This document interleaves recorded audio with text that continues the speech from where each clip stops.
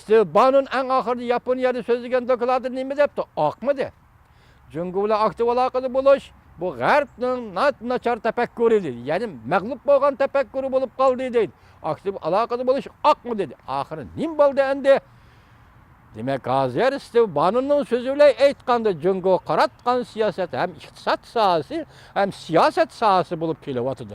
Biroq bugungi sizlarga sözlügen leksiyada asasdır iqtisat sahası. İqtisat sahasını bulup kelyaptydy. Steve Bannon'un Yaponiyada sözlüginden qaraganda G'arbning naçarlaşkan tefekkürü, yoki g'alba qilinmagan tefekkürü muşundaq dedi. Bu akmıdı. Jungo meselesi akmıdı. Enlikte Amerika'da siyaset özgerdi. Eliş ve çekleş karakterlik siyasetki özgerdiği değil. En ahırda inkasçılar ne yaptı?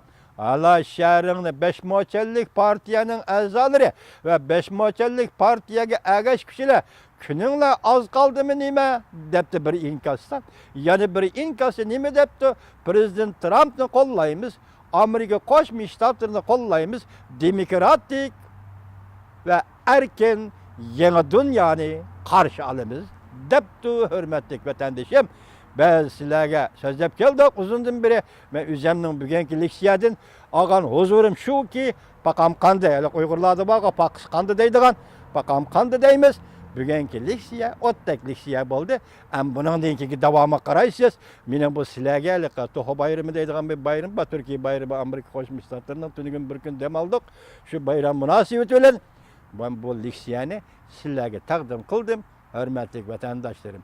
Aş cümlelerini ayrım tahlil kılsanız siz onun makalının içinden makale, haberinin içinden haber çıkarıp alırsınız.